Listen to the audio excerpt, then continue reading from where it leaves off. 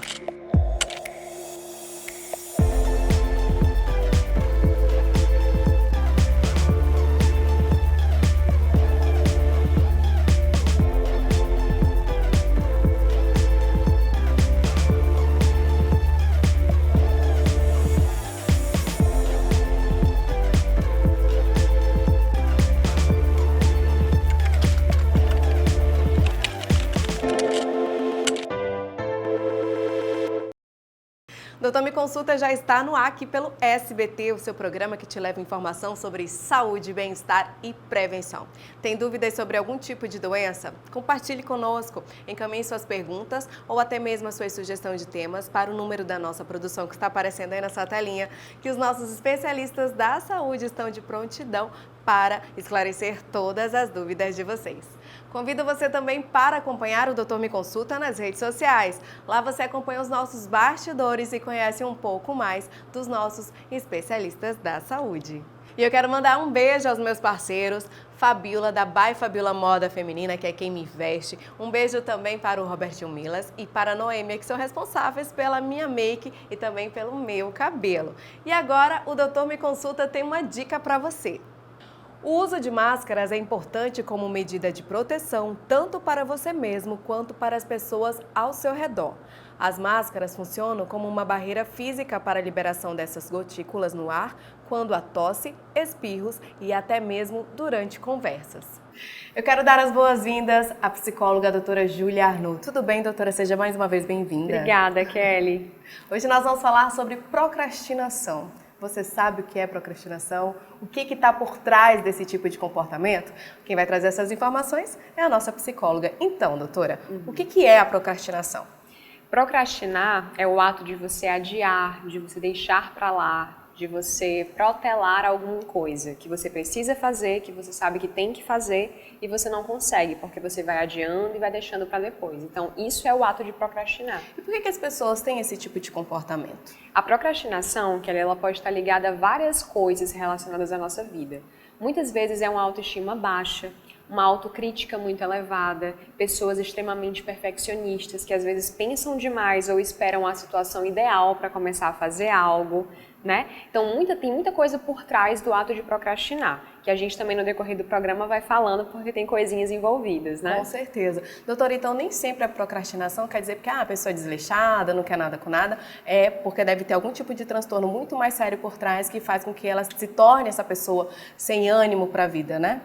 Muitas vezes está relacionado a algum tipo de transtorno, mas também está ligado a comportamentos autodepreciativos e autossabotadores, como os próprios pensamentos, como eu te falei. Muitas vezes as pessoas têm uma visão distorcida de si mesmas, das suas capacidades, daquilo que elas merecem fazer, e por isso que a psicoterapia também é muito importante dentro desse processo, porque muitas vezes, como eu falei, não é só preguiça, né? Não é só uma falta de organização, tem algo por trás, ou seja, a forma como a pessoa interpreta as situações que ela precisa fazer e que ela está adiando, diz muito também sobre esse comportamento, e é isso que a gente precisa investigar.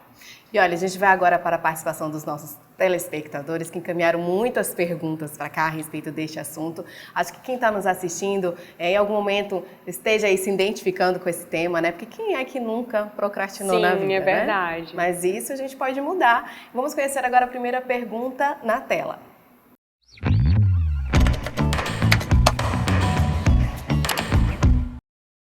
Como identificar as atitudes procrastinadoras?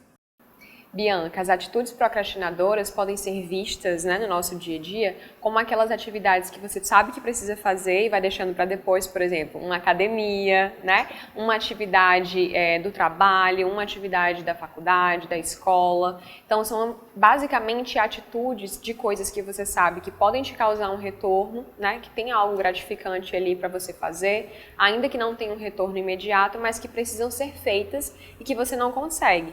Então, são basicamente mesmo essas atividades que são obrigatórias na nossa vida, por exemplo, e a gente vai deixando para fazer depois, entendeu? Então, você consegue perceber isso no dia a dia através disso. Não estou tendo força de vontade para fazer coisas básicas que eu fazia no dia a dia, não estou tendo força de vontade e nem ânimo para colocar os meus planos em prática. O que pode estar por trás disso? Né? Será que eu estou com medo excessivo de falhar? Será que eu estou esperando o momento ideal para que isso aconteça? Então, é basicamente você se perceber protelando muito e empurrando muito as coisas com a barriga. Acredito que, a princípio, começa assim, hoje eu não estou disposta, vou fazer amanhã. Isso. E aí, quando você vai ver, virando uma rotina, vai deixando sempre para amanhã, e esse amanhã nunca chega. E quando a pessoa observa e vê que ela realmente não está colocando como prioridade o que era para ser, isso vai acabar tornando ela até um pouco meio, digamos, deprimida, doutora? Sim, porque esse comportamento repetitivo de ter vontade de fazer as coisas, mas não conseguir por ficar o tempo todo adiando, gera desânimo, né? Gera uma emoção negativa. E aí esse desânimo, muitas vezes, ele pode ser transformado, pode reforçar essa crença de baixa estima, essa crença de falta de capacidade de realizar a atividade. E a gente vê muito isso, como a gente estava falando, da atividade física mesmo, né? Verdade. As pessoas esperam um momento, às vezes, ideal para começar uma segunda-feira. Que nunca chega, essa segunda-feira nunca chega. Exatamente. Então, não tem problema você começar numa sexta, você começar no final de semana, né? Contanto que você tenha expectativas realistas, que é um outro ponto importante, é possível você começar a colocar essas coisas em prática e a mudar esses comportamentos. Vamos agora para a participação do João. Ele é do bairro Precomã e ele pergunta o seguinte, doutora: a procrastinação pode estar associada a algum tipo de distúrbio ou transtorno? Sim, a gente percebe que a procrastinação ela é muito presente em transtornos depressivos, por exemplo, e também no transtorno de ansiedade. Por quê? No transtorno de ansiedade, a gente sabe que o fato da pessoa ficar sempre em alerta, naquelas situações de luta e fuga, como se ela tivesse que agir ou reagir diante de alguma situação, porque fica num constante estado de alerta, faz com que ela faça o quê? Evite situações. Então, ela fica procrastinando coisas que ela sabe que precisa fazer. Por quê? Porque geram ansiedade. Então, é um comportamento que leva ao outro. Já na depressão, é justamente aquele comportamento da pessoa não ter vontade de fazer nada, né, que a gente sabe, e aí ela também fica procrastinando coisas que ela sabe que precisa fazer e que fazem parte, às vezes, até mesmo do tratamento. Então, sim, a procrastinação ela é um fator, um comportamento que está ligado ao transtorno, e sim. Agora a gente vai para a participação da Marcele, ela é do bairro Tancredo Neves, e ela pergunta o seguinte: como evitar a procrastinação? E ela diz também que após o início da pandemia, percebeu que isso se tornou mais recorrente. Pode ser devido às alterações da rotina? Com certeza. A pandemia deixou a gente muito sem perspectiva de futuro, né? Com a rotina muito bagunçada, todo mundo se viu aí numa situação mais complicada durante esse período. Então é natural que durante essa fase mais tensa que a gente viveu, as coisas elas ficaram mais difíceis e as pessoas foram adiando. E a gente viu mesmo isso, né? Adiaram vários planos, viagens, formaturas, planos, projetos, várias coisas. E aí esse comportamento de você ter adiado e você ir deixando para depois foi sendo perpetuado, porque essa falta de perspectiva ela continuou, né? Então realmente é natural. Diante de situações da nossa vida, de vivências mesmo, que mudam muito com a nossa rotina, que mexem muito com a gente, então muitas vezes um gatilho para o comportamento procrastinador. E o que a gente pode fazer, né? Como eu falei, sempre tem algo por trás do comportamento que a gente precisa analisar. Então, é necessário você verificar e pensar quais são os pensamentos que eu estou tendo a respeito dessa atividade que eu tenho que fazer e que eu estou procrastinando. Será que eu estou com medo de começar e falhar? Será que eu estou me cobrando demais, exigindo demais, ao invés de ter expectativas realistas e começar aos poucos? Ou seja, colocar metas mais realistas mesmo, dar um passo de cada vez? Porque a gente sabe que é muito difícil se manter motivado, por exemplo, por um longo tempo, sem você ter esses altos e baixos. A nossa vida ela não é linear, né, Kelly? A gente passa por essas situações. Então, é você trabalhar com para não ter uma recompensa imediata, mas pequenas recompensas que vão fazendo com que você se mantenha motivado para fazer aquela atividade. Então, não comece uma coisa, um projeto, um plano, algo que você queira, pensando já em recompensas muito imediatas ou colocando metas muito elevadas, porque isso não ajuda a longo prazo, faz ao contrário, né? Faz com que a gente vá ficando desanimado no decorrer do tempo.